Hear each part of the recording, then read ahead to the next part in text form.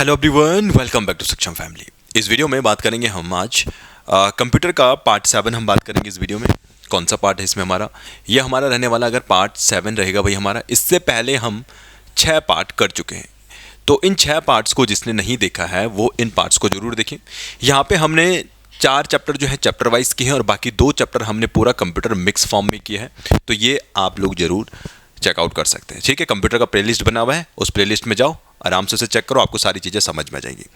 हम यहाँ पे चैप्टर वाइज जो कर रहे हैं उसमें आज हमारा जो टॉपिक है वो है हमारे पास डिस्क ऑपरेटिंग सिस्टम, या मैं इसको सिंपल सा DOS भी हम इसे कह सकते हैं। ठीक, अब ये ऑपरेटिंग सिस्टम तो है, इससे लास्ट क्लास में मैंने आपको बताया था कि ऑपरेटिंग सिस्टम क्या होता है, और मैंने आपको कहा था ऑपरेटिंग सिस्टम सिंपल सी बात है, एक मैनेजर की तरह काम करता है जो कंप्यूटर की चीज़ों को मैनेज करता है। फाइल कौन से एग्जीक्यूट होनी है, या आपका हार्डवेयर और सॉफ्टवेयर के बीच में कैसे जो है इंटरफेस होने वाला है, वो सारी चीज़ें जो ऑपरेट करता है वो आपके पास ऑपरेटिंग सिस्टम करता है। लेकिन आज हम बात करें डिस्क ऑपरेटिंग सिस्टम की, यानी एक नया सा चैप्टर आपके पास है। ये चैप्टर आपके पास ऑपरेटिंग सिस्टम से ही मिलता जुलता चैप्टर है, बहुत छोटा सा चैप्टर है, लेकिन इससे अक्सर एग्जाम में क्वेश्चन पूछा जाता है। पहले तो ये समझने वाली बात है कि ऑपरेटिंग सिस्टम और डिस्क ऑपरेटिंग सिस्टम में क्या आपके पास डिफरेंस होता है। देखिए, सिंपल सी बात है, जब हम सिंपल एक बात करते हैं ऑपरेटिंग सिस्टम के बारे में और एक हम बात करते हैं डिस्क ऑपरेटिंग सिस्टम के बारे में, तो बहुत सिंपल सी बात है, इसमें आपको क्या मिलते हैं? आइकन मिलते हैं। जैसे कि आज जितने भी आप देखते हैं ऑपरेटिंग सिस्टम, उसमें आपके पास आइकन होते हैं। इसमें आपके पास कोई भी आइकन नहीं होता है। इसमें आपको क्या लिखनी पड़ती है? यहाँ पे आपको कमांड लिखनी पड़ती है। देखो, सिंपल सी बात है, अगर आज आप क्या करते हैं, अगर आपको कोई भी फोल्डर खोलना होता है, क्या आप उसमें कमांड लिखते हैं? जी नहीं, आप डायरेक्टली क्या करेंगे? क्लिक करते हो, डबल क्लिक करोगे, आपको फोल्डर खुल जाता है। लेकिन पहले ऐसे नहीं होता था, पहले आपको प्रॉपर कमांड लिखनी पड़ती थी। फॉर एग्जाम्पल, अगर आज कैलकुलेटर आपके हाथ में है या कंप्यूटर में आप कैलकुलेट करते हैं, तो आप सिंपल वहाँ क्या लिखेंगे? 1+2 लिखेंगे और आपका जो इसका आंसर मिलेगा वो कितना मिलेगा? 1+2 आपको मिलेगा 3। बट ये ऑपरेटिंग सिस्टम जो आपके पास DOS था, उसमें हम ये चीज़ें नहीं लिखा करते थे। यानी आपको वहाँ पे लिखना पड़ेगा प्रॉपर इस टाइप से, ऐड इस टाइप से लिखना पड़ेगा, सब्ट्रैक्ट। अगर आपको आज क्या करना पड़ता है, जब आपके पास जो ऑपरेटिंग सिस्टम होता है, जो लोड होता है ना ऑपरेटिंग सिस्टम, अभी बात करेंगे उसके बारे में, मैंने वैसे पहले भी बताया, तो उसके लिए एक लोडर की जरूरत होती थी, तो हम उसमें लोड भी लिखते थे कि भैया लोड करो। आज आप कुछ नहीं लिखते हो ये सारी चीज़ें। अगर आज आपने देखा होगा तो कंप्यूटर अपने आप जो है सिंपली 1 क्लिक करने से, यानी जैसे ही आप ऑन करोगे तो वैसे ही कंप्यूटर अपने आप चालू होना शुरू हो जाता है। पहले ऐसा नहीं होता था, पहले लोड करना पड़ता था, पहले कमांड लिखनी पड़ती थी। तो उसके लिए यहाँ पे क्या होती थी, इस आपके पास यहाँ पे एक ब्लैक स्क्रीन टाइप की होती थी और यहाँ पे आपने चीज़ों को लिखा करते थे। आज आपको ऐसे कुछ भी लिखने की जरूरत नहीं पड़ती है। आप डायरेक्टली किसी भी फोल्डर में जाके उस चित्र में, उस पर्टिकुलर आइकन में जाके आप डायरेक्टली क्लिक करते हैं और आपको सारी चीज़ें खुल के नजर आती हैं। ऐसे ही होता है। तो आज हम उसी के बारे में बात करेंगे। इस चैप्टर से आपके पास 20 से 25 इंपॉर्टेंट क्वेश्चंस होते हैं, आपको सारी चीज़ें मिलेंगी। कुछ आपको थोड़ा सा टफ भी लगेंगी चीज़ें, लेकिन जो बेसिक चीज़ होंगी वो आपको समझ में आ जाएंगी। तो शुरू करते हैं आज के टॉपिक के साथ। और हाँ, जो पहली बार जो है यहाँ पे विजिट कर रहे हैं वो लोग पहले की वीडियो जरूर देखें। यहाँ पे आपको मैं उसी के अकॉर्डिंग करवा रहा हूँ जो UKSSS से UKPSC का आपका लेवल होता है, क्योंकि हर एग्जाम का थोड़ा सा पैटर्न अलग है, लेवल अलग है। ठीक, अगर आपको कंप्यूटर बिल्कुल नहीं आता है तो ये वीडियो आपके लिए मोर देन इनफ है, मतलब मोर से भी ज़्यादा आप इसे मान के चल सकते हो। अगर आपको कंप्यूटर आता भी है तो आप इनसे जो है रिवीजन कर सकते हैं। अगर इसके बाहर कुछ आता है तो शायद ही मुझे लगता है इसके बाहर कुछ आए और जिसको कंप्यूटर नहीं आती वो कर जाए, तुक्का मान ले तो बात अलग है। लेकिन यार इससे वैसे मुझे लगता है, जितना मुझे उम्मीद है कि यहाँ से जो है आपके एग्जाम में कुछ ना कुछ पूछा जाएगा। चलिए, डायरेक्टली ना पूछा जाए बट इनडायरेक्ट वे में अगर आपको चीज़ें समझ में आती है तो आप इजीली कर सकते हैं। क्वेश्चन था, MS-DOS में जब बिजली का स्विच ऑन किया जाता है तो बायोस निम्न तरीके से कार्य करता है। तो देखो, हमने बायोस के बारे में पहले भी बात की थी। बेसिक इनपुट आउटपुट सिस्टम होता है भैया। तो इस बेसिक इनपुट आउटपुट सिस्टम का काम क्या होता है? पोस्ट करना, यानी पावर ऑन सेल्फ टेस्ट। जैसे आप कंप्यूटर ऑन करते हैं तो उसके बाद आपका क्या होता है, जो ऑपरेटिंग सिस्टम होता है वो लोड होता है। कहाँ से लोड होगा? वो HDD से लोड होगा, यानी हार्ड डिस्क ड्राइव से लोड होता है, क्योंकि वहाँ पे ऑलरेडी सेव है। तो वहाँ पे बायोस का काम ये है, क्या करना? पोस्ट करना, यानी टेस्टिंग करना सिस्टम की, जिसमें आपका प्रोसेसर, रैम, आपकी स्क्रीन, ये सारी चीज़ें चेक की जाती हैं। और अगर आपका बेहतरीन तरीके से काम कर रहा है तो फिर आपका आगे सिस्टम चालू होता है। अगर नहीं कर रहा है तो आपको साउंड मिलती है बीप की। तो आपको पूछा जा रहा है कि यार जो आपके पास MS-DOS है, देखो ये क्या है MS-DOS, आपके पास ये एक ऑपरेटिंग सिस्टम है। ठीक, कब का? ये 1981 का है ये। तो ये बताना है आपको कि जब इसे आप शुरू करते हैं तो बायोस कैसे काम करेगा, मतलब होता क्या है। सिंपल सी बात है, जब आप कंप्यूटर ऑन करते हैं तो कैसे कैसे मतलब काम होता है ये आपको बताना है। बायोस की full form basic input output system होता है। तो देखो, सबसे पहले हमारे पास क्या होता है ना, ये स्वयं जांच करेगा। यानी सबसे पहले क्या होता है, जैसे आप ऑन करते हैं ना तो जो बायोस होता है वो एक्टिवेट हो जाता है। बेसिक इनपुट आउटपुट सिस्टम, और इसके कारण क्या होता है आपके पास पोस्ट होता है। पोस्ट की फुल फॉर्म हमने बात की है पावर ऑन सेल्फ टेस्ट। ये पावर ऑन जो सेल्फ टेस्ट होता है, इसमें आपके पास क्या होता है, इसमें जो कंप्यूटर होता है वो खुद को चेक करेगा। क्या क्या चेक करता है भैया, इसमें हम रैम को चेक करते हैं, इसमें आपका प्रोसेसर चेक होता है, इसमें आपका स्क्रीन चेक होती है, चेक होती हैं क्या ये प्रॉपर तरीके से काम कर रही है नहीं कर रही है। तो यहाँ पे आपके पास जैसे बायोस होगा वैसे आपके पास क्या होता है, पोस्ट होता है। तो सबसे पहले स्वयं को जांच करेगा। उसके बाद इसमें क्या होता है, ऑपरेटिंग सिस्टम का छोटा सा भाग बूट लोड कहलाता है। ठीक है, ये बूट लोड करेगा, बूट करेगा, यानी इसके बाद क्या होती है, यहाँ पे बूटिंग प्रोसेस होती है, या आप इसे कह सकते हैं लोड होना शुरू होता है। लोड होता है, लोड होने का मतलब जो चीज़ सेव है आपकी ना, ऑपरेटिंग सिस्टम जो सेव है वो चालू होना शुरू होता है। क्योंकि एक बार जब आपने चीज़ें चेक कर ली, आपने कहा यार प्रॉपर तरीके से सारी चीज़ें ठीक चल रही हैं, ओके चलो भैया अब उस ऑपरेटिंग सिस्टम को ले आओ इसको चलाने के लिए। तो सिस्टम क्या होगा, यहाँ पे लोड होगा।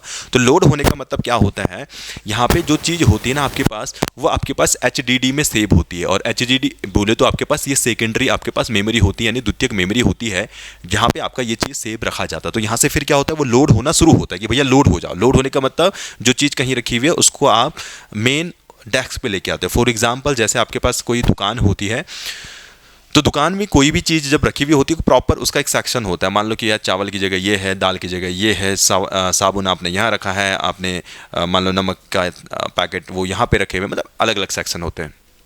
तो आपके जो दुकानदार जो है मेन डेस्क होती है, तो आपने मान लो कि आपको नमक चाहिए, नमक वाले सेक्शन से लेके आएगा, नमक आपके सामने देगा इस टाइप से। तो वो सेव है ना, सेव मतलब कहीं रखा हुआ है वो। इसी टाइप से ऑपरेट करने के लिए कंप्यूटर भी ये सारी चीज़ें कहीं सेव रखता है, और उसके बाद ये क्या करेगा, उसको मेन डेस्क से लेके आएगा। ठीक, और वो कहाँ लेके आ रहा है, ये बेसिकली लोड करने का बेसिकली काम करता है। और ये कहाँ होता है, ये सेव जो ऑपरेटिंग सिस्टम होता है वो यहाँ सेव होता है। ठीक है ना, बात समझ में आ रही। तो वो लोड करेगा, लोड करेगा और कहाँ पे लेके आएगा, ये रैम के पास लेके आएगा। रैम अगर आपको पता होगा, रैम हमारे पास प्राइमरी मेमोरी होती है ना। और प्राइमरी मेमोरी को, और इसलिए हम किसको क्या बोलते हैं, इसको हम वॉलेटाइल मेमोरी भी कहते हैं। और इसलिए हम इसको क्या बोलते हैं, हमारे पास एक अस्थाई मेमोरी होती है। क्या से होती है, ये अस्थाई मेमोरी होती है, क्योंकि हमारी ये तब तक काम करती है जब तक आपके पास लाइट है। क्योंकि ऑपरेटिंग सिस्टम तब तक ही चलेगा जब तक लाइट है। लाइट गई तो ऑपरेटिंग सिस्टम गया। जैसे लाइट खोलोगे उसके बाद दोबारा से कंप्यूटर चालू होगा, तो ये सारी प्रोसेस दोबारा से होना शुरू होती है। तो बेसिकली ये सारी प्रोसेस होती है, और रैम चालू होगी, उसके बाद आपका ऑपरेटिंग सिस्टम हो जाएगा ऑन, और आपके पास यहाँ पे ये कंप्यूटर आपका ऑन हो गया। तो बेसिकली ये पूरी बूटिंग प्रोसेस ही इसको पूरी को बोला जाता है। तो बायोस इस प्रकार से कार्य करता है। तो सबसे पहले क्या हुआ, स्वयं जांच करेगा। सबसे पहले हमारे पास बायोस क्या करेगा, पोस्ट करेगा, पावर ऑन सेल्फ टेस्ट जिसे बोला जाता है। फिर ऑपरेटिंग सिस्टम बूट होता है, जिससे इसको यहाँ पे क्या होगा, ये लोड होगा। और उसके बाद क्या होगा आपके पास, मतलब पहले 5वीं आएगी फिर दूसरी आएगी, मतलब 5 2 ये वाला आएगा, 5 2, उसके बाद चौथा कौन सा है, इससे मुख्य मेमोरी में भरा जाता है। मुख्य मेमोरी बोले तो ये रैम वाली, ये मुख्य मेमोरी है। इसके बारे में हमने बात की ना कि प्राइमरी मेमोरी होती है यानी मुख्य मेमोरी होती है, यानी चौथे पे आ जाएगा। उसके बाद ऑपरेटिंग से सभी ऑपरेटिंग सिस्टम को रोक लिया जाता है। इसके बाद सारी चीज़ें रुक जाएंगी, है ना। उसकी हो गया ना, एक बार लोड हो गया तो सारी चीज़ें रुक गई। ठीक, और उसके बाद हमारा क्या होगा, लास्ट में इसे मुख्य मेमोरी में संग्रहित किया जाता है। ठीक, और उसके बाद क्या होगा, देखो उसके बाद मतलब देखो यहाँ पे मैंने 2 स्टेप छोड़ दिए। 2 स्टेप छोड़ने का मतलब देखो, लोड होगा, और लोड होने के बाद देखो लोड होगा। लोड होने का मतलब सिंपल सी बात है, जैसे मैंने नमक का एग्जांपल दिया, नमक कहीं रखा हुआ है, वो नमक आपका मेन डेस्क तक लाया जाएगा, जो जिसको मैं क्या कह रहा हूँ, रैम कह रहा हूँ। ठीक है, और जब उसको मेन डेस्क तक लाया जाएगा तो भैया वहीं से उसको सर्व किया जाएगा, लो भैया ले लीजिए आपका सामान। तो वहाँ पे रखा होगा, और तब तक वो बिकता रहेगा जब तक उसकी ज़रूरत है। तो जब तक कंप्यूटर चालू है तब तक ऑपरेटिंग सिस्टम चलेगा, और कहाँ पे रखा रहेगा वो तब तक आपके पास रैम में रखा रहेगा। तो ये लास्ट वाली लाइन यही है कि इसके बाद मुख्य मेमोरी भरा जाता है। तो लास्ट में ये मुख्य मेमोरी में भरा जाएगा और वो तब तक कार्य करता रहेगा। इसलिए आपके पास जो होगा तीसरा इसका आंसर आ जाता है। उम्मीद है आपको ये बात समझ में आई होगी। चलिए नेक्स्ट क्वेश्चन की तरफ बढ़ते हैं। क्वेश्चन देखिएगा, विषम शब्दों का आपको चयन करना है। तो ये सारी चीज़ें आपको पता होनी चाहिए, ये सारी की सारी चीज़ें एग्जाम में पूछी जाती हैं। तो आपको यहाँ पे देखिएगा, जो एक्सेस है ये क्या है आपके पास, ये MS एक्सेस है बेसिकली। देखिए बहुत अच्छा सा क्वेश्चन है, और ये आपके पास क्या है, एक डेटाबेस मैनेज करने का सॉफ्टवेयर है। इससे क्या किया जाता है, ये डेटाबेस को, डेटाबेस इसमें लिख लीजिएगा, डेटाबेस। तो इससे डेटाबेस को जो क्या किया जाता है, मैनेज किया जाता है। डेटाबेस मैनेजमेंट सिस्टम करने के लिए होता है। बाकी ये तीनों के तीनों आपके पास क्या है, ये आपके पास एक ऑपरेटिंग सिस्टम हो जाते हैं। ऑपरेटिंग सिस्टम आपके पास यूनिक्स, आपके पास कब का है, ये 1969 का है ये। और ध्यान रखने वाली बात ये है, ये डेनिस क्या था इनका नाम, चलो इसको नाम ध्यान आ जाएगा। इसमें याद रखने वाली बात यह है कि सी लैंग्वेज में जो है यूनिक्स को लिखा गया था। देखो हमने प्रोग्रामिंग लैंग्वेज पढ़ते हैं ना, तो अगर आपके पास आ गया कि भैया यूनिक्स जो था भैया वो किस भाषा में लिखा गया था, तो आपको पता होना चाहिए सी भाषा में वो लिखा गया था, लैंग्वेज होती है वो। इसी टाइप से हमने MS DOS के बारे में देखा, है डिस्क ऑपरेटिंग सिस्टम, ये 1981 का है। और इसमें आपको याद ये रखना है कि भैया ये कमांड यूज़र इंटरफेस होता है, या इसमें हम क्या करते हैं करैक्टर यूज़र इंटरफेस होता है, यानी यहाँ पे हम लिख के बेसिकली क्या करते हैं इसके साथ इंटरेक्ट करते हैं लिख कर, ठीक। और यहाँ पे जो होता है यूनिक्स, आपके पास यूनिक्स में क्या होते हैं चित्र होते हैं, या हम कह सकते हैं इसमें आपके पास आइकन होते हैं, या मैं इसको कहता हूँ ग्राफिकल यूज़र इंटरफेस ये होता है। सेम एज विंडोज़ में भी सारी चीज़ें यही आएंगी यार। विंडोज़ में भी आपके पास ध्यान रखने वाली बात ये है कि जो यूनिक्स होता है ये आपके पास मल्टी यूज़र होता है, मल्टी यूज़र, और या इसको हम बोलते हैं मल्टी ऑपरेटिंग सिस्टम, यानी बहुत सारे लोग इसमें काम कर सकते हैं। लेकिन यहाँ पे आपके पास जो DOS होता है ना, इसके साथ ये काम नहीं होता है।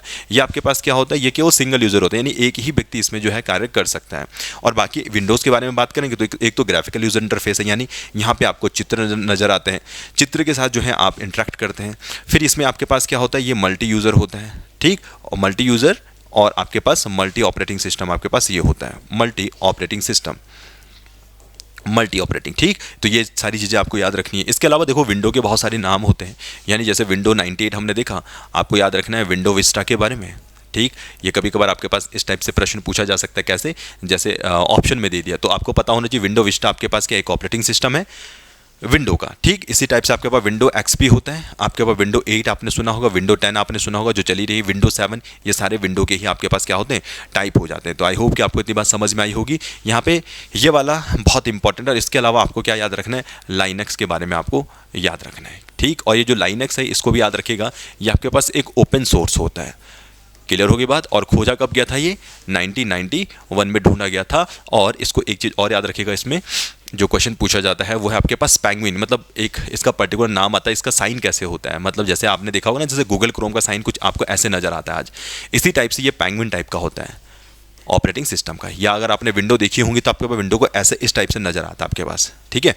चलिए खैर, तो ये सारी चीज़ें हैं जो आपको थोड़ा थोड़ा इनके बारे में पता होनी चाहिए। चलिए आगे बढ़ते हैं नेक्स्ट क्वेश्चन की तरफ।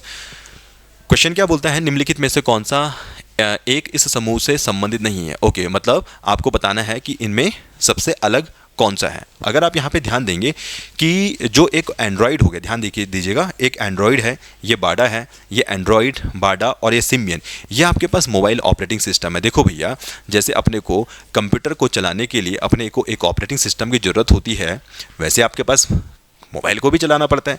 अब मोबाइल भी तो चलता है, मोबाइल के अंदर भी ऑपरेटिंग सिस्टम होता है। तो जैसे आप बोलते हो ना एंड्रॉइड, मेरे पास कैसा फ़ोन है भैया, एंड्रॉइड फ़ोन है। वो एंड्रॉइड है क्या एक्चुअली, वो एंड्रॉइड आपके पास ऑपरेटिंग सिस्टम ही है। क्या आपके फ़ोन में आइकन नहीं होते हैं ना, गूगल का आइकन है, पेंट का आइकन है, गैलरी का आइकन होता है। आप उसमें कुछ लिखते तो नहीं हो, आप डायरेक्टली क्लिक करते हो, आपको सारी चीज़ें मिल जाती हैं। लेकिन जैसे डॉस के बारे में हमने बात की थी, वहाँ पर लिखना पड़ता था, पुराना था, लिखना पड़ता था भाई। तो इसी टाइप से हमारे पास जो एंड्रॉइड हो गया, बाडा हो गया, सिम्बियन, अगर आपको तो पता भी नहीं होगा सिम्बियन और बाडा के बारे में, आपने तो सभी ने एंड्रॉइड ही यूज़ किया है ना, लेकिन पहले सिम्बियन भी चलता था। एंड्रॉइड आपका 2000 शायद 4 के आसपास का है, ठीक। और यहाँ पे जो एंड्रॉइड को लिखने के लिए जावा को हमने यहाँ पे यूज़ किया था। एक चीज़ आप ये याद रख सकते हैं, और दूसरी चीज़ आप ये याद रख सकते हैं, जो एंड्रॉइड है आपके पास ये ओपन सोर्स है। ओपन सोर्स का मतलब जो इसका कोड है, जिस तरीके से इसको बनाया गया है उसको खुला रखा गया है। खुला का मतलब होता है ये सबको पता है कि इसको किस तरीके से बनाया गया, मतलब उसके पीछे की जो कोडिंग है ना, लैंग्वेज है, वो सबको पता होती है। जैसे फॉर एग्जांपल आप किसी चीज़ को रेसिपी बनाते हो, आपको मान लो कि आप गाजर का हलवा बहुत अच्छा बनाते हो, तो आपको बता दे, अगर आप किसी को बता दो कि मैंने गाजर का हलवा इस टाइप से बनाया है, तो वो ओपन हो गया। इसी टाइप से जो ये आपके पास सॉफ्टवेयर है, जैसे एंड्रॉइड हो गया, तो ये ओपन है, मतलब इसके बारे में सबको पता है। और इसी टाइप से आपके पास क्या होता है, एक किसके बारे में बात कर रहे हैं हम, लाइनक्स के बारे में, वो भी आपके पास एक ओपन सोर्स ही है। जो कैसे बनाया गया है, उसकी लैंग्वेज क्या है पीछे की, उसकी कोडिंग क्या है, वो सबको पता है। तो ये अक्सर एग्जाम में पूछा जाता है। और बाकी हमने देखा ये जो डॉस है यार, ये जो डॉस है आपके पास, ये आपके पास किसका होता है, ये पीसी का होता है, या आपके पास हम इसमें कह सकते हैं ये आपके पास डेस्कटॉप का है, डेस्कटॉप, ठीक है। मतलब कंप्यूटर में हम इस ऑपरेटिंग सिस्टम को यूज़ करते हैं। आपसे क्वेश्चन यही पूछा गया था कि एक समूह से संबंधित नहीं है, तो आपके पास डॉस समूह से संबंधित नहीं होगा। बाकी ये चारों आपके पास क्या होते हैं, मोबाइल ऑपरेटिंग सिस्टम होते हैं, तो ये आपके पास समूह से संबंधित हो जाते हैं। क्वेश्चन देखिएगा, निम्नलिखित में से कौन सा कॉमर्शियल सॉफ्टवेयर उत्पाद क्रमशः ऑपरेटिंग सिस्टम सॉफ्टवेयर और एप्लीकेशन सॉफ्टवेयर के उदाहरण है। देखिए दो चीज़ें यहाँ पे बोल रहा है, एक आपको बताना है ऑपरेटिंग सिस्टम, ठीक है, ये एक ऑपरेटिंग सिस्टम है और एक आपके पास एप्लीकेशन सॉफ्टवेयर है। अब बताइए कि यहाँ पे ऑपरेटिंग सिस्टम कौन सा है। आप देखेंगे यार माइक्रोसॉफ्ट विंडो एक्सपी, ये आपके पास एक ऑपरेटिंग सिस्टम है। माइक्रोसॉफ्ट ऑफिस एक्सपी, अब ये नहीं है ऑपरेटिंग सिस्टम, पहली बात। एमएस डॉस ऑपरेटिंग सिस्टम है, यूनिक्स ऑपरेटिंग सिस्टम है, यूनिक्स ऑपरेटिंग सिस्टम है, इसका मतलब दूसरा तो गलत हो गया। तीसरा हमारे पास है एप्लीकेशन सॉफ्टवेयर। एप्लीकेशन सॉफ्टवेयर वो सॉफ्टवेयर होते हैं जिनके थ्रू आप क्या करते हैं, जिनमें आप पर्टिकुलर काम करते हैं। पर्टिकुलर काम मतलब जो किसी विशेष कार्य के लिए डिज़ाइन किए जाते हैं, जैसे पेंट, उसमें पेंट ही किया जा सकता है। एडोब रीडर, उसमें आपकी फाइल ही खुल सकती है। आपके पास गूगल क्रोम, उसमें आप इंटरनेट ही चला सकते हैं। तो विशेष कार्य, या फिर आपके पास जैसे म्यूज़िक, जैसे MP3 हो गया, आपके पास MP4 होते हैं, यानी म्यूज़िक के लिए जो चीज़ बनाई गई है, अगर वीडियो देखने के लिए बनाया गया कोई चीज़ है तो उससे वीडियो ही देखी जा सकती है। बात समझ में आ रही है। इसी टाइप से हम ध्यान रखेंगे यहाँ पे कि जैसे विंडो एक्सपी हो गया, माइक्रोसॉफ्ट वर्ड, इसमें आप चीज़ें लिख सकते हैं, करते हैं ना माइक्रोसॉफ्ट वर्ड में। इसी टाइप से अगर आप ध्यान देंगे, देखो विंडो एक्सपी तो गलती हो जाता है। माइक्रोसॉफ्ट विंडोज एक्सपी ये भी कुछ नहीं है, ये विंडोज एक्सपी, इसमें भी गड़बड़ हो जाती है कहानी। ये लाइनस, अगेन ये दोनों के दोनों आपके पास क्या है, ये भी ऑपरेटिंग सिस्टम है, ये भी ऑपरेटिंग सिस्टम है। यूनिक्स भी ऑपरेटिंग सिस्टम है, और यहाँ पे जो जावा है ये आपके पास क्या है, आपके पास ये आपके पास एक लैंग्वेज हो जाती है। ठीक, अब हमारा जो होगा इसके नेक्स्ट जो चैप्टर होगा ना यार, वो हमारे पास नेक्स्ट चैप्टर होगा लैंग्वेज का, तो उसमें हम पूरा लैंग्वेज से रिलेटेड करेंगे। और ये वाला जो चैप्टर रहेगा ये वेरी वेरी इंपॉर्टेंट रहेगा, बहुत ज़्यादा इंपॉर्टेंट रहेगा। यहाँ से अक्सर एग्जाम में क्वेश्चन पूछा ही पूछा जाता है। देखो अगर पेपर में 5 प्रश्न आते हैं कंप्यूटर के, उन 5 में से जो भी मैं आपको 11-12, देखो 2-7 तो हमारे हो चुके हैं, उसमें से 5 तो मैंने चैप्टर करवाएं। 5 में से ये समझिए कि 2 चैप्टर से आपके पास क्वेश्चन पूछे जा सकते हैं, वो मैं आपको करवा चुका हूँ। इसी टाइप से आपके पास जो तीसरा चैप्टर, उस हिसाब से देखा जाए, अगर मैं चैप्टर वाइज के बारे में बात करूँ तो लैंग्वेज से भी बहुत प्रश्न पूछे जाते हैं UKSSC जैसे एग्जाम में। खैर वो तो अपन बाद में बात कर लेंगे, अभी के लिए समझने आपको। तो लैंग्वेज समझ में आ गई। तो देखो माइक्रोसॉफ्ट जो विंडो एक्सपी है, ये विंडो एक्सपी है ना, माइक्रोसॉफ्ट की है, वो विंडो बोलते हैं ना, तो माइक्रोसॉफ्ट कंपनी है, उसका विंडो एक्सपी है। अभी मैंने इससे पहले भी बात की थी। और माइक्रोसॉफ्ट वर्ड, तो ये क्या है आपके पास, ये आपके पास एप्लीकेशन सॉफ्टवेयर है। बात समझ में आ गई। इसके अलावा एप्लीकेशन सॉफ्टवेयर में आप क्या याद रख सकते हैं, इसके अलावा देखो पेज मेकर आपके पास, अकाउंटिंग, ये सारे वो हैं मतलब जो पर्टिकुलर चीज़ें डिज़ाइन की होती हैं किसी कार्य करने के लिए। इसमें आप पेंट भी यूज कर सकते हैं। ठीक, पेंट तो नॉर्मल चीज़ होती है, वो समझ में आ जानी चाहिए। लेकिन जैसे अकाउंटिंग हो गया, पेज मेकर हो गया, ये भी आपके पास सॉफ्टवेयर है जो किसी पर्टिकुलर या विशेष कार्य के लिए डिज़ाइन किए जाते हैं। आई होप कि आपको ये बात समझ में आई होगी। तो अभी के लिए आपके पास जो आंसर बनेगा वो क्या बनेगा, आपके पास ये पहला वाला जो है इसका आंसर हो जाता है। आपके पास विंडो का हो जाएगा, और साथ ही साथ में आपके पास किसका हो जाएगा, एप्लीकेशन सॉफ्टवेयर का इसमें अलग से आ जाता है।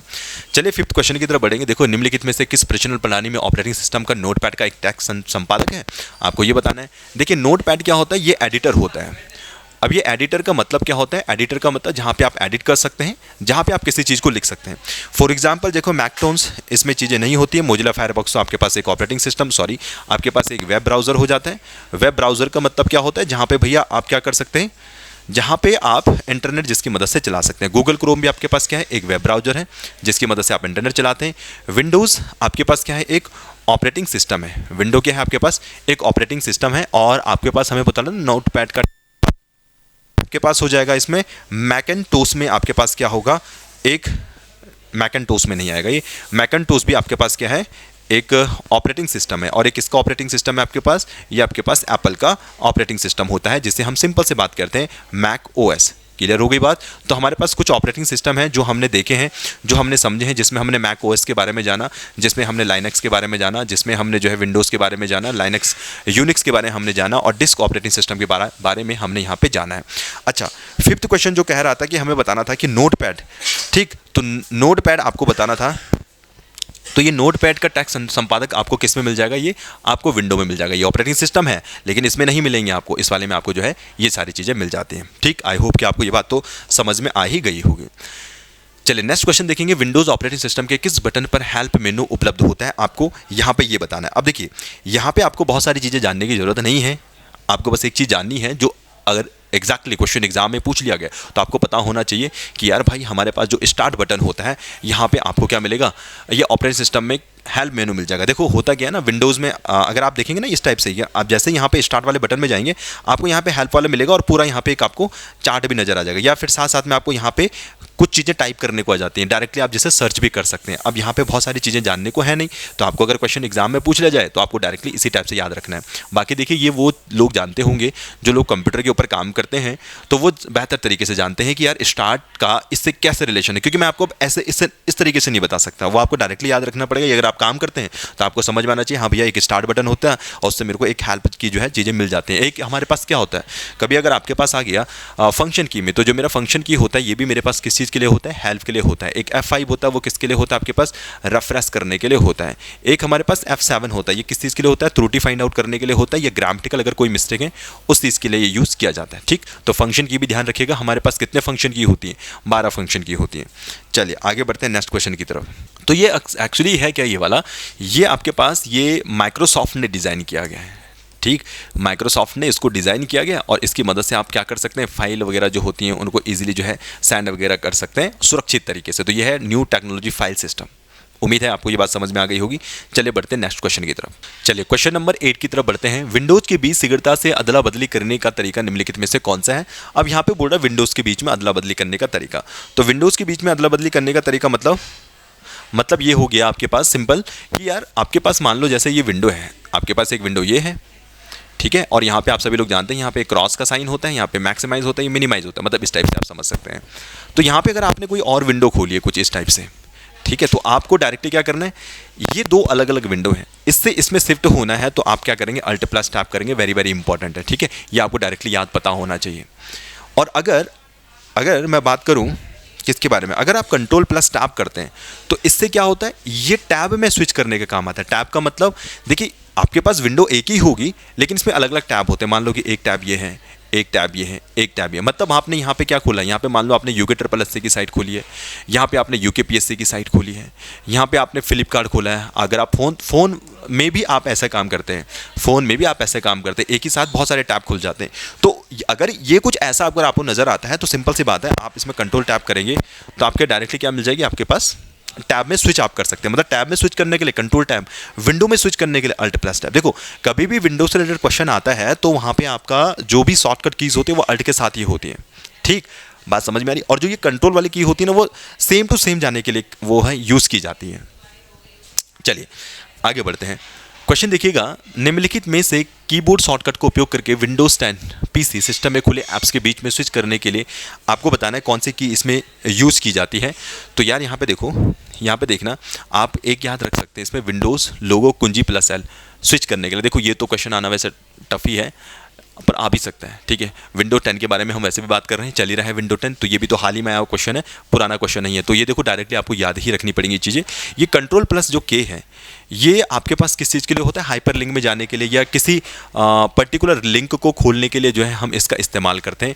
कंट्रोल प्लस के बारे में, ये हाइपर लिंक के लिए भी होता है ना, और साथ साथ में आपके पास किसी लिंक को खोलने के लिए भी जो है इसका यहाँ पे उपयोग किया जाता है। तो यहाँ पे आपको ये चीज़ें पता होनी चाहिए। आपके पास एक कंट्रोल एल होता है, ठीक है। अभी जो कंट्रोल एल है ये आपके पास लोकेशन में जाने के लिए या एड्रेस बार के लिए हम इसका यूज़ करते हैं, एड्रेस बार, ठीक, इसको हम एड्रेस बार के लिए यूज़ करते हैं। या फिर अगर आपसे लोकेशन से रिलेटेड अगर कभी क्वेश्चन पूछ लिया जाए तो ये लोकेशन में जाने के लिए हम कंट्रोल एल का यूज़ करते हैं। विंडोज़ जो लोगो की होती है और एल का उपयोग कहाँ होता होगा, चलिए खैर इसको हम देख लेंगे, बाकी आप लोग इसको सर्च कर लीजिएगा, ठीक है। चलिए आगे बढ़ते हैं हम 10th क्वेश्चन की तरफ। अब ये होता भी है नहीं होता, वैसे होना तो चाहिए कुछ ना कुछ, क्योंकि अगर डाला हुआ है इसमें तो कुछ ना होगा ये। चलिए खैर हम आगे बढ़ते हैं, जो फिलहाल आपके काम की चीज़ है। क्वेश्चन क्या कह रहे हैं, निम्नलिखित में से किस कीबोर्ड शॉर्टकट का उपयोग विंडोज़ 10 में डेस्कटॉप को प्रदर्शित करने और छिपाने के लिए किया जाता है। आपको ये बताना है कि भैया हमें डेस्कटॉप को प्रदर्शित करना है और हमें यहाँ पे छिपाना है।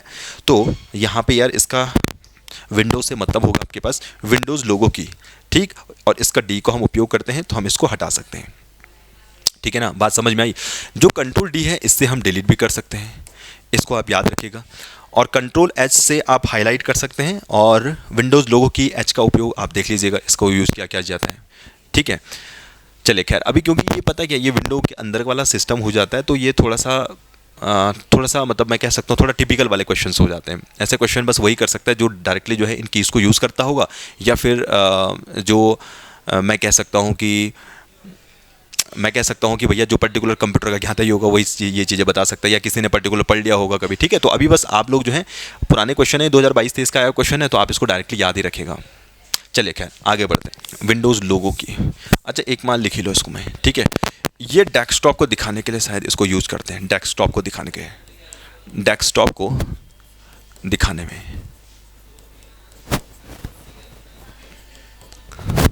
चलिए ठीक है, ठीक है, तो उम्मीद करता हूँ आपको ये बात समझ में आएगी, इनको याद कर लीजिएगा। चलिए 11वें क्वेश्चन की तरफ बढ़ते हैं। क्वेश्चन है मेनू में डैश की सूची क्या कहलाती है, आपको ये बताना है। देखो मेनू में जो सूची होती है इसको हम एक नाम देते हैं और जिसे क्या बोला जाता है, कमांड। ठीक है, इसको हम क्या बोलते हैं, कमांड बोलते हैं। डेटा नहीं बोलते, ऑब्जेक्ट नहीं बोलते, रिपोर्ट नहीं बोलते हैं। डायरेक्टली क्वेश्चन ऐसे आ जाएगा तो आपको पता होना चाहिए कि भैया ये क्या है, आपके पास कमांड है। क्वेश्चन देखेंगे हम, यूनिक्स ऑपरेटिंग सिस्टम को आमतौर पर किस रूप में जाना जाता है। तो जो यूनिक्स ऑपरेटिंग सिस्टम होता है, जनरल एप्लीकेशन होता है, बिल्कुल नहीं। सिंगल यूजर होता है, बिल्कुल नहीं। वो तो आपके पास डीओएस होता है, डिस्क ऑपरेटिंग सिस्टम, या हम जिसे डॉस कहते हैं। सिंगल यूजर एप्लीकेशन प्रोग्राम होता है, बिल्कुल नहीं। वो तो आपके पास डीओएस होता है। Multi user multi operating system होता है, ये हम ऑलरेडी बात कर चुके हैं। 1969 का ये बना हुआ है और ये आपके पास क्या है, आपके मल्टी यूजर आपके पास ये सिस्टम हो जाता है। चलिए आगे बढ़ेंगे 13 क्वेश्चन की तरफ। लाइनक्स आपके पास क्या है, क्या है लाइनक्स? एक एप्लीकेशन सॉफ्टवेयर है, या फिर डेटाबेस मैनेजमेंट सिस्टम है, या फिर आपके पास सिस्टम सॉफ्टवेयर है। ध्यान रखने वाली बात यह है कि यार आपके पास ये सिस्टम सॉफ्टवेयर के अंदर आ जाता है। ठीक है, बात समझ में आ रही है? ओके, 13 क्वेश्चन है ये। ठीक, ये आपके पास क्या है, सिस्टम सॉफ्टवेयर है। सिस्टम सॉफ्टवेयर के अंदर 3 चीज़ें आती हैं यार, कौन कौन सी? आपके पास एक एप्लीकेशन सॉफ्टवेयर आता है, एक आपके पास क्या आता है, एप्लीकेशन सॉफ्टवेयर आता है। यहाँ पे आपके पास एक ऑपरेटिंग सिस्टम आ जाता है आपके पास, या हम इसको कहते हैं सिस्टम सॉफ्टवेयर, जिसके हम बात कर रहे हैं। आपके पास आता है सिस्टम सॉफ्टवेयर, और तीसरा इसमें आता है आपके पास लैंग्वेज ट्रांसलेटर। क्या आता है? Language translator. यहाँ पे यार एप्लीकेशन सॉफ्टवेयर वही सॉफ्टवेयर हैं जिनके बारे में मैंने आपको बताया था कि ये आपके पास किस काम में आते हैं। ये आपके पास पर्टिकुलर काम को करने के लिए यूज़ किया जाता है। जैसे गूगल क्रोम हमने बात की थी, हमने बात की थी पेज मेकर के बारे में, हमने बात की थी अकाउंटिंग वाले टैली के बारे में, तो वो पर्टिकुलर काम में लिया जाता है। इसी टाइप से सिस्टम सॉफ्टवेयर में आपके पास क्या आते हैं, ऑपरेटिंग सिस्टम, इसके बारे में हम बात कर चुके हैं। और क्योंकि ये एक क्या है, लाइनक्स क्या है, एक ऑपरेटिंग सिस्टम है, इसीलिए तो ये सिस्टम सॉफ्टवेयर का टाइप है। ठीक, और लैंग्वेज ट्रांसलेटर में आपके पास क्या आता है, कंपाइलर आता है, और साथ साथ में आपके पास ट्रांसलेटर आता है। इसके बारे में हम अभी नेक्स्ट चैप्टर जब होगा उसमें हम डिटेल में बात करेंगे। ठीक है, बाकी डेटाबेस मैनेजमेंट सिस्टम में आपके पास क्या आता है, हमने माई एक्सेस देखा है यहाँ पे। ठीक, यहाँ पे आपके पास माई एसक्यूएल आ जाता है। ठीक, आपके पास ऑरेकल आता है। ठीक है ना, तो ये कुछ नाम है जो आपको यहाँ पे पता होने चाहिए। बाकी ओके एप्लीकेशन, बाकी हम एप्लीकेशन सॉफ्टवेयर के बारे में तो मैं आपसे बात कर ही रहा हूँ जो पर्टिकुलर काम के लिए होता है। हमें पूछा था लाइनक्स क्या है, तो लाइनक्स एक सिस्टम सॉफ्टवेयर है। ठीक, तो इस सॉफ्टवेयर के हमारे पास टाइप्स हैं कि कितने टाइप के हमारे पास सॉफ्टवेयर होते हैं, एप्लीकेशन, सिस्टम और लैंग्वेज ट्रांसलेटर। चलिए आगे बढ़ेंगे नेक्स्ट क्वेश्चन की तरफ। क्वेश्चन क्या कह रहा है, अधिकांश प्रोग्रामिंग भाषाओं में निम्नलिखित में से कौन सा वैलिड वेरिएबल का नाम नहीं है। देखो यार यहाँ पे ना 1 2 3 वेरिएबल नहीं होता है, बाकी इसके बाद ये वेरिएबल होते हैं। ये थोड़ा सा कोडिंग से रिलेटेड चीज़ है। अभी आपके हाल ही में प्रश्न पूछा गया था, तो आप डायरेक्टली इसको याद रखिएगा। ये पूरा कोडिंग से रिलेटेड चीज़ें होती हैं। वेरिएबल क्या होता है, इंटीजर्स क्या होते हैं, ये सब उसी के अंतर्गत आता है। तो ये बहुत ज़्यादा चीज़ें आपके काम की है नहीं। चलिए आगे बढ़ेंगे 15 क्वेश्चन की तरफ। निम्नलिखित में से कौन सा लिब्रे ऑफिस सॉफ्टवेयर सूट का आपके पास यहाँ पे प्रोग्राम नहीं है, आपको यहाँ पे ये बताना था। तो यहाँ पे आपके पास जो है लिब्रे ऑफिस एक्सेल, ये आपके पास इसका नहीं होता है। ये आपके पास किसका होता है, ये आपके पास सिंपल जो माइक्रोसॉफ्ट होता है ये इसका आ जाएगा।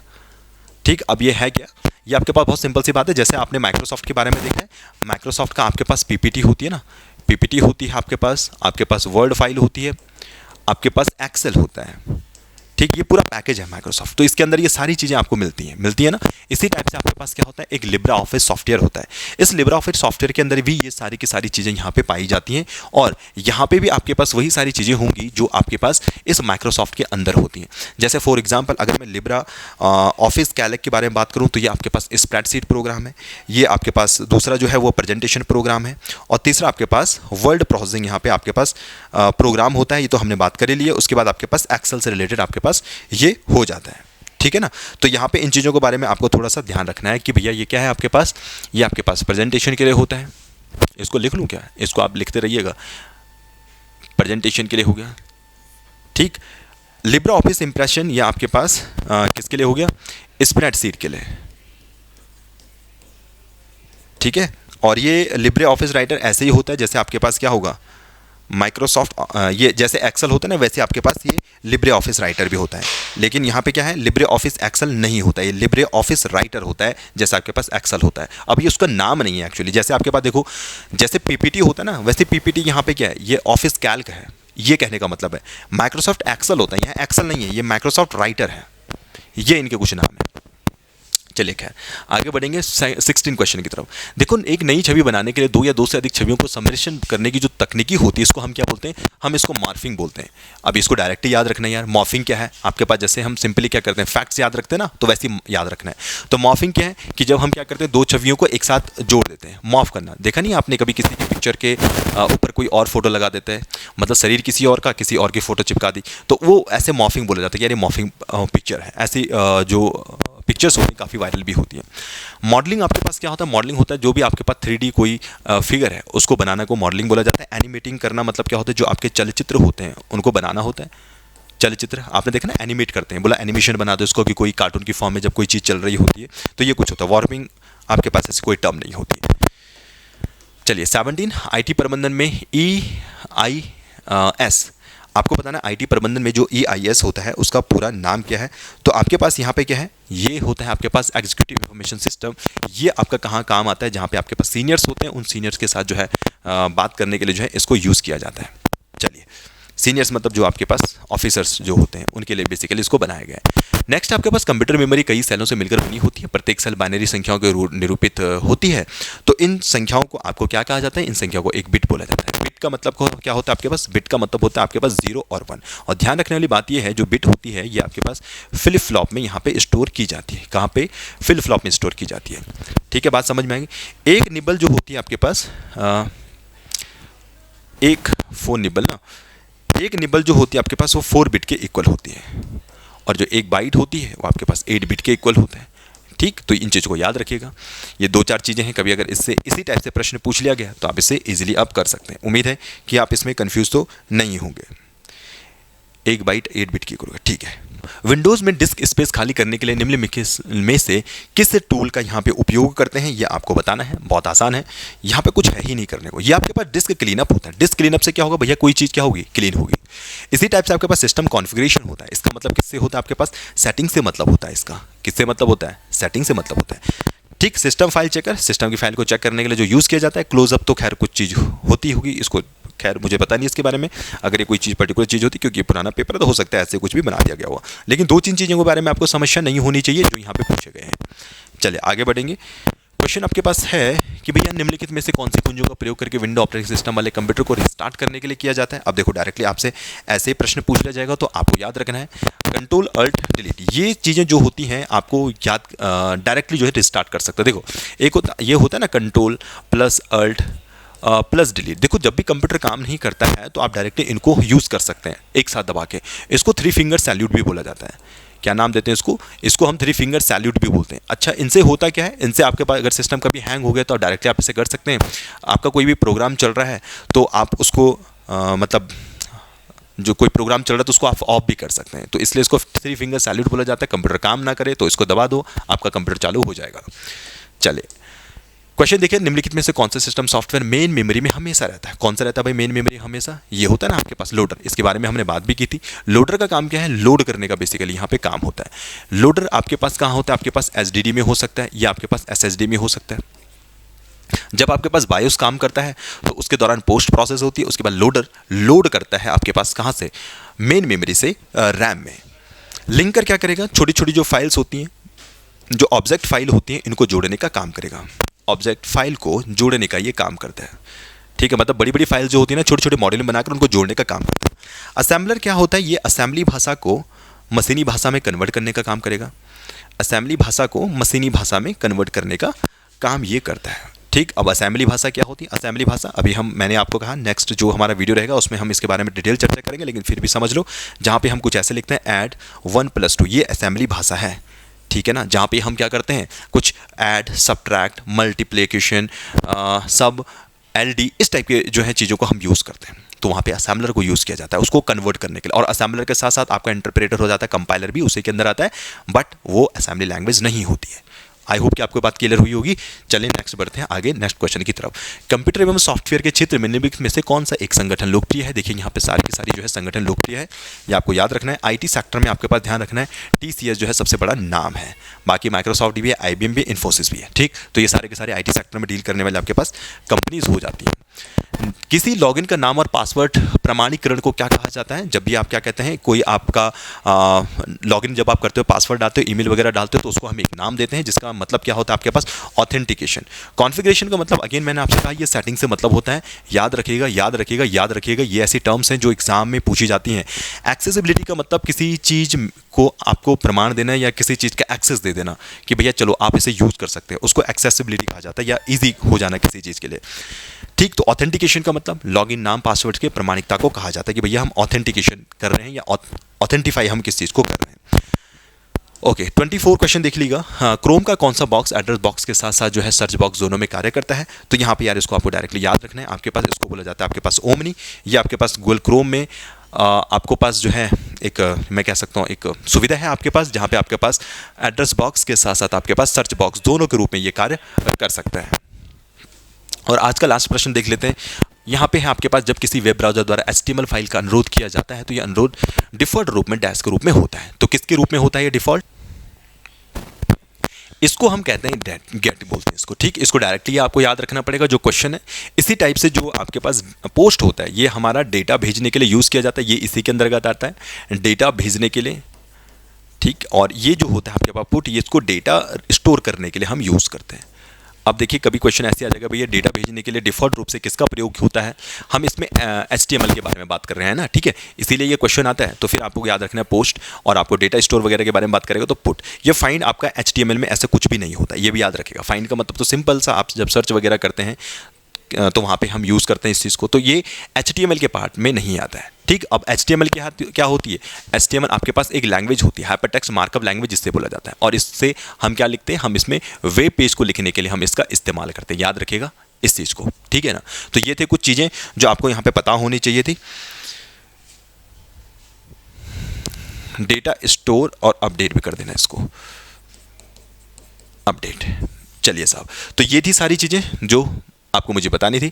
तो ये 25 प्रश्न हैं, और इनमें आपको जो, अब मुझे पता है जैसे आप यहाँ पे बहुत कंफ्यूज हो गए होंगे, अब इसको डायरेक्टली याद रखना पड़ेगा यार, क्योंकि आपको HTML के बारे में नहीं पता है। HTML के बारे में जो क्वेश्चन पूछा जाता है मैंने बता दिया आपको। एक HTML क्या है? एक हाइपरटेक्स्ट मार्कअप लैंग्वेज, एक फुल फॉर्म। इससे वेब पेज को डिज़ाइन किया जाता है, यानी वेब पेज को लिखने के लिए किस भाषा का प्रयोग किया जाता है? तो फिर HTML का उपयोग किया जाता है। इस टाइप से प्रश्न पूछे जाते हैं। बाकी तो ये मैंने आपको बता ही दिया है। अगर कभी क्वेश्चन आ गया तो आप इसे इजीली कर सकते हैं, ठीक है ना। तो इसमें कुछ चीज़ें ऐसी हैं जो आपको याद ही रखनी पड़ेंगी। इसका जो नेक्स्ट टॉपिक होगा हमारा, उसमें बात करेंगे हम लैंग्वेजेस के बारे में, वो बहुत इंपॉर्टेंट है, ठीक है। तो नेक्स्ट वीडियो के साथ मुलाकात होगी। और हाँ, जिसने पहले वाली वीडियो नहीं देखी वो वीडियो को जरूर देखिएगा। मिलते हैं हम नेक्स्ट वीडियो के साथ।